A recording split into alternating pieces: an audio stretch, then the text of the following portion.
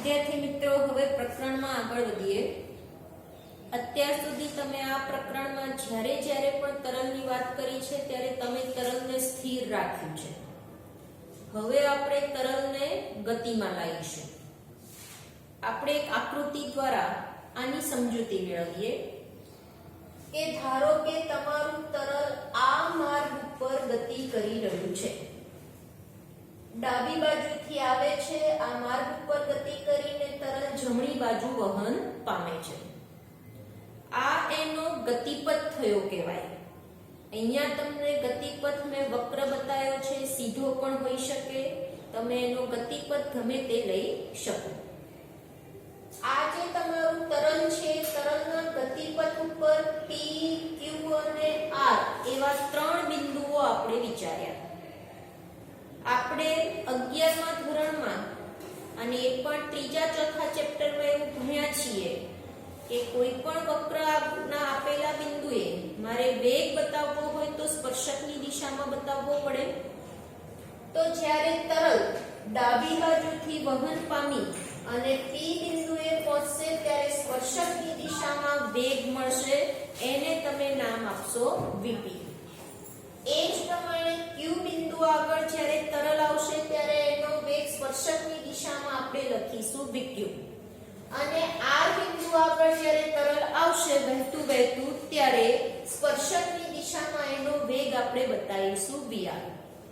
એનો મતલબ શું થયો કે તરલ એક વક્ર માર્ગ ઉપર ગતિ કરે છે, ડાબી બાજુએથી આયો જમણી બાજુ તરફ ગતિ કરે છે, અને ત્રણ બિંદુઓ આ ગતિપથ ઉપરના Vp, Q અને R કે જ્યાં સ્પર્શકની દિશામાં અનુક્રમે આપણને વેગ Vp, Vq અને Vr મળે છે।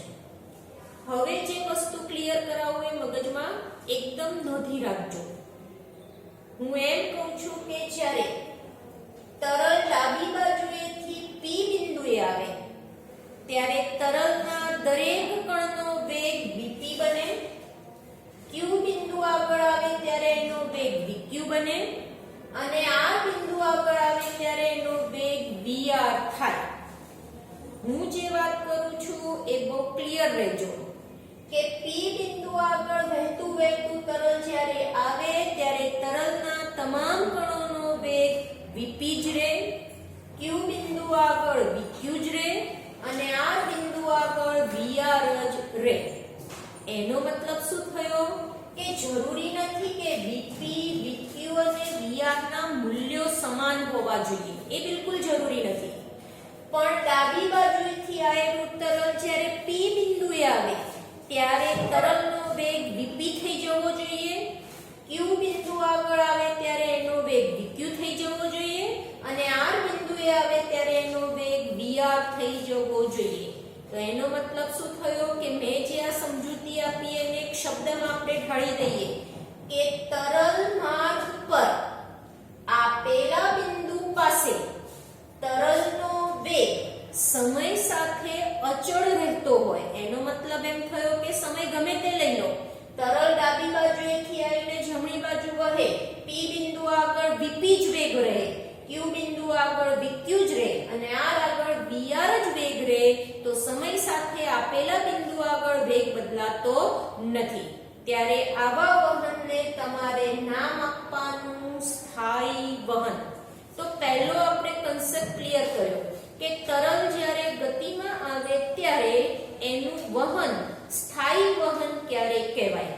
તો ગતિપથના આપેલા બિંદુ પાસે તરલનો વેગ સમય સાથે અચળ રહે તો એને સ્થાયી વહન કહેવાય। અને એક મગજમાં ક્લિયર કરજો કે Vp, Vq અને Vr ના મૂલ્યો સરખા ન હોય તો પણ ચાલે, પણ સમય સાથે એનું મૂલ્ય બદલાવવું જોઈએ નહીં। જ્યારે સ્થાયી વહન થતું હોય અને ત્યારે જે ગતિપથ હોય તરલનો એને ધારા રેખા કહેવાય। તો આપણે બે કન્સેપ્ટ ક્લિયર કર્યા, એક સ્થાયી વહન અને બીજું શું નામ આપી દીધું આપણે, ધારા રેખા। હવે તમને એમ થાય કે ટીચર સ્થાયી વહન અમને ક્યાં જોવા મળે? તો તમારે શું કરવાનું કે તમારા ઘરમાં જે પાણીનો નળ હોય, વોશ બેસિનનો હોય કે રસોડાની સિંકનો હોય, એને એકદમ ધીમી ધારે પડવા દેવાનો। તો જે વહન થાય છે સીધી રેખામાં થાય છે, જે વહન થાય છે એને તમે સ્થાયી વહન કહી શકો. બહુ ફોર્સથી તમારે પાણી છોડવાનું નહીં, એકદમ ધીમી ધારે તમે જો વહન કરાવડાવો તો આવા વહનને કેવો વહન કહેવાય? સ્થાયી વહન કહેવાય. વિદ્યાર્થી મિત્રો, તરલ જ્યારે જથ્થામાં ગતિ કરતો હોય ત્યારે સ્થાયી વહનમાં ઘણી બધી ધારારેખાઓ હોય. એવી જ એક આકૃતિ મેં અહીંયા નીચે બતાવી છે, તો અહીંયા ચેક કરો તમે કે આ બધી છે એ શું છે? ધારારેખાઓ છે. અને ધારારેખાઓ દ્વારા આપણે તરલનું વહન બતાવીએ છીએ એટલે સ્વાભાવિક છે કે આ વહન કેવું વહન થઈ જશે? સ્થાયી વહન થઈ જશે. વિદ્યાર્થી મિત્રો, સ્થાયી વહન એક સાતત્ય સમીકરણને અનુરૂપ જ ગતિ કરે. તો એનો મતલબ શું થયો કે સ્થાયી વહન એક સાતત્ય સમીકરણ નામનું સમીકરણ આવે, એ સમીકરણનું પાલન કરીને જ વહન કરે.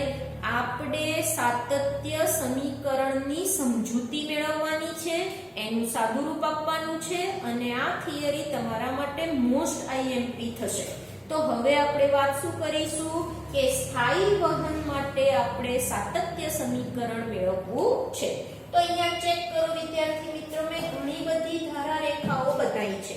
આ ધારારેખાઓની મદદથી તમે જોઈ શકો છો તો એક નળી જેવું આપણને મળે છે. આને વહન નળી કહેવાય. તો તમને એમ થશે કે ટીચર વહન નળી એટલે શું? તો ધારારેખાઓના બંડલને તમારે શું નામ આપવાનું? વહન નળી આપવાનું. આ જે વહન નળી છે એની ઉપર ફરીથી આપણે ત્રણ બિંદુઓ લઈએ, P, Q અને R. હવે આપણે એક વાત કરી છે કે ડાબી બાજુએથી તરલ વહન પામીને જમણી તરફ ગતિ કરે છે. હવે આ જે વહન નળી છે વિદ્યાર્થી મિત્રો, આ વહન નળી એક પ્રકારની ઇમેજ છે, પણ તમારે એનો વિચાર કરવો હોય તો ધારો કે બગીચામાં પાણી પીવડાવવાની પાઇપ હોય અને એમાંથી પાણી પસાર થતું હોય તો એ વન ટાઈપ ઓફ વહન નળી થાય. હવે એ જે તમારા બગીચાની પાણી પીવડાવવાની પાઇપ છે એમાં ડાબી બાજુએથી જેટલું પાણી દાખલ થાય એટલું જ જમણી બાજુથી નીકળી જાય. કેમ? કારણ કે તરલ ક્યાંય એ આખી નળીમાં નાશ નથી પામતું, નવું ઉત્પન્ન નથી કરતું કે ક્યાંય શોષાઈ નથી જતું. તો એનો મતલબ શું થયો કે જેટલા સમયમાં તરલ ડાબી બાજુએથી દાખલ થશે એટલું જ જમણી બાજુથી તરલ બહાર નીકળી જવું જોઈએ. તો એનો મતલબ શું થયો કે ડાબી બાજુ જેટલું તરલનું દળ દાખલ થશે એટલું જ જમણી બાજુથી તરલનું દળ બહાર નીકળી જશે. અને વચ્ચેના બિંદુની વાત કરીએ તો એમાં પણ એવું જ થાય. જેટલું દળ અહીંયાથી અહીંયા આવે એટલું જ દળ અહીંયાથી અહીંયા આવે ને એટલું જ દળ અહીંયાથી અહીંયા આવે. તો P, Q અને R બિંદુ આગળ વહન પામતું તરલનું દળ તમને હંમેશા કેવું મળે? સરખું મળે. તમે P બિંદુએ જ્યારે ઊભા હતા ત્યારે તરલને વહન પમાવડાવવા માટે તમે ડેલ્ટા T જેટલો સમયગાળો આપ્યો છે, તો અહીંયા પણ તમારે ડેલ્ટા T જેટલો સમયગાળો આપવાનો અને અહીંયા પણ તમારે ડેલ્ટા T જેટલો સમયગાળો આપવાનો. હવે આપણે વાત કરીએ કે આ જે વહન નળી છે એનો અહીંયા આડછેદ AT છે, અહીંયા આડછેદ AQ છે અને અહીંયા આડછેદ આપણો AR છે. જો તમારું તરલ અદબનીય હોય, અદબનીય એટલે તમે તરલને દબાઈ ન શકતા હો, તો દરેક બિંદુ આગળ તમને ઘનતા સરખી મળે. પણ ધારો કે દબનીય તરલ હોય, તમે દબાઈ શકતા હો, તમે તરલને દબાવો, ધારો કે રૂ છે તો રૂને તમે દબાઈ શકો, ખરેખર તરલને દબાઈ જ ન શકાય. પણ આપણી ટેક્સ્ટબુકમાં આપ્યું છે એ પ્રમાણે જો આપણે એવું કહીએ કે તમારું પ્રવાહી દબનીય છે તો અહીંયા ઘનતા કેટલી મળે? ρP મળે. અહીંયા ઘનતા કેટલી મળે? ρQ મળે. અને અહીંયા ઘનતા કેટલી મળે? ρR. જે છેવટે જતા તો આપણે એને કેવી કરી દઈશું? અદબનીય, એટલે કે ઘનતા દરેક બિંદુ આગળ સરખી તો કરવાના જ છીએ. હવે P બિંદુ આગળ સ્થાયી વહનમાં સમજાયું તું એમ કે વેગ હું કેટલો લઈ લઈશ? dp. અહીંયા હું વેગ કેટલો લઈ લઈશ? dq. અને અહીંયા હું વેગ કેટલો લઈ લઈશ? vr. આકૃતિ ક્લિયર હશે તો સાદું રૂપમાં તકલીફ પડશે નહીં.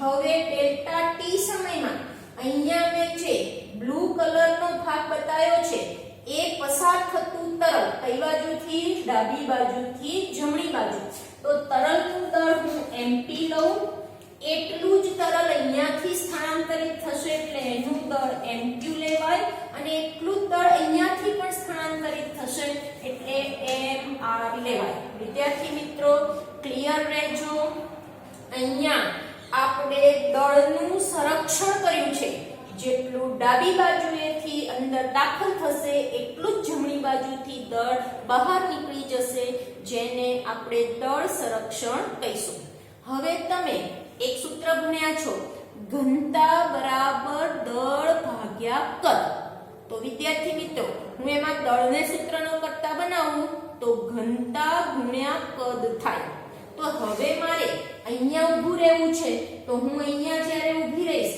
ત્યારે ઘનતા હું કેટલી લખીશ ρp અહીંયા હું કદ કેટલું લખીશ કયું કદ વિદ્યાર્થી મિત્રો આ જે બ્લુ કલરનો મેં શેડો લાઈન બનાવ્યો છે એટલું કદ એને હું કેપિટલ VP દ્વારા બતાવીશ સ્મોલ vp વેગ બતાવે છે કેપિટલ VP કદ બતાવે છે મેં કયું સૂત્ર વાપર્યું ઘનતા બરાબર દળ ભાગ્યા કદ એટલે દળ બરાબર ઘનતા ગુણ્યા કદ તો એ જ પ્રમાણે અહીંયા પણ ρq vq ρr vr તમે લખી શકો અહીંયા વિદ્યાર્થી મિત્રો ક્લિયર રહેજો vp vq અને vr મેં કેપિટલ લીધું છે એ તમારા તરલનું કદ બતાવે છે હવે કદ માટે આપણે એક સૂત્ર ભણ્યા છીએ આડછેદ ગુણ્યા લંબાઈ જ્યારે આપણી પાસે કોઈ નળાકારીય ભાગ હોય તો એનું કદ લેવા માટે આપણે આડછેદ ગુણ્યા લંબાઈ લઈએ છીએ તો અહીંયા તમે ચેક કરો કે ડેલ્ટા t સમયમાં આપણે એનો વેગ vp લીધો છે જો હું અહીંયા આટલું મારે અંતર શોધવું હોય તો વેગ બરાબર અંતર ભાગ્યા સમય એટલે અંતર બરાબર શું થાય વેગ ગુણ્યા સમય વેગ કેટલો છે vp સમય કેટલો છે ડેલ્ટા t તો આ અંતર કેટલું થઈ ગયું vp ડેલ્ટા t અને આડછેદ તો આપણો ap છે તો અહીંયા આપણે ρp તો મૂકી દઈશું પણ vp ની જગ્યાએ શું મૂકીશું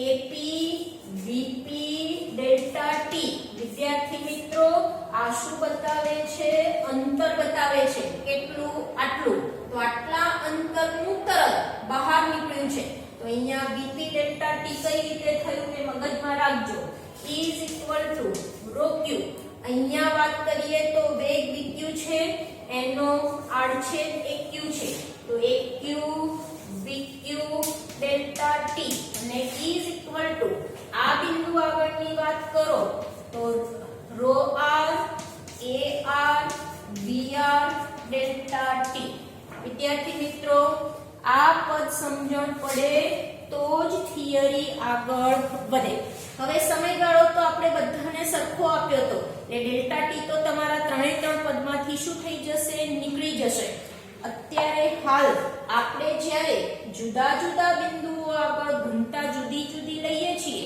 એનો મતલબ આપણે એવો વિચાર્યો છે કે તરલ દબનીય છે પણ તરલ લગભગ દબનીય હોય નહીં એટલે અદબનીય છે તો તરલ અદબનીય હોય તો ρp ρq અને ρr ઘનતા કેવી મળે સરખી જ મળે તો અદબનીય તરલ હોય તો ρp ρq અને ρr સરખા થાય ડેલ્ટા t ઉડી જાય તો ap vp બરાબર aq vq બરાબર ar vr સૂત્ર તમને મળે એનો મતલબ શું થયો કે આડછેદ ગુણ્યા વેગ હંમેશા કેવો હોય અચળ અને આ સૂત્રને તમારે સાતત્ય સમીકરણ એવું નામ આપવાનું તો એવી એમાં યાદ રાખજો આડછેદ છે v શું છે વેગ છે આપેલા બિંદુ આગળ તરલનો તો આપેલા બિંદુ આગળનો વહન નળીનો આડછેદ ગુણ્યા તે બિંદુ આગળ તરલના વેગનો ગુણાકાર હંમેશા અચળ મળે